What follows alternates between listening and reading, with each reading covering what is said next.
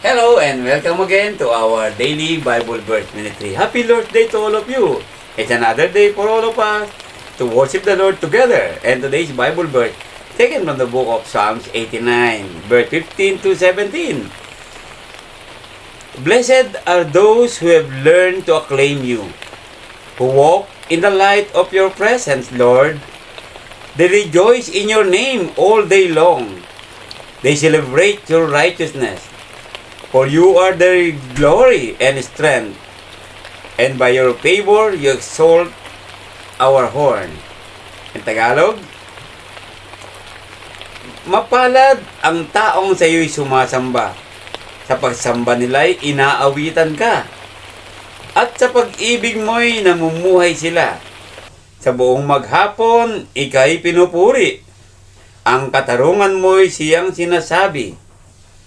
Ang tagumpay namin ay iyong kaloob, dahilan sa iyong kagandahang loob. Happy Lord's Day to everyone.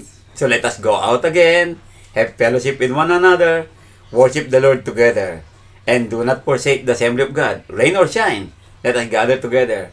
And today's Bible verse is reminding us that we are so blessed. We are so blessed as we continue to worship the Lord and acclaim God in our life, and that we continue to walk in His love. Kaya po mga kapatid, huwag natin pong ipagwalang bahala ang araw na ito. Tunay ang sabi sa atin, mapalad po tayong lahat na sumasamba sa Kanya at ang Kanyang pag-ibig ay patuloy po namumuhay sa ating buhay. And the love of God must be always continue po sa ating pong ginagawa sa lahat ng araw. Lalo-lalo na po ang pagsamba natin. At sapagkat ang tagumpay natin ay bigay po ng Panginoon. Wala po tayong tagumpay sa ating paggawa, kundi ang lahat ng tagumpay po natin ay binibigay ng Panginoon Diyos. Sapagkat ang Diyos, ang siya ang ating pong sinasandalan, at ang Panginoon Diyos, ang siyang dahilan ng mga bagay na nagbigay sa atin ng tagumpay sa mundong ito. Dahil sa Kanya pong kagandahang loob.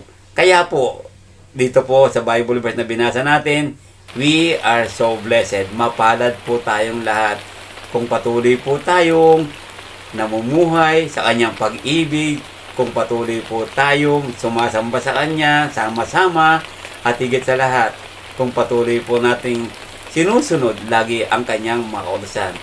So magandang umaga po muli sa inyo mga kapatid. Halina na po kayo, magdasal tayo, ingatan tayo ng Panginoon, pagpunta natin sa bahay-sambahan. Sama-sama tayo. Tandaan po, we are so blessed because of His love. Magandang umaga po muli sa inyo lahat.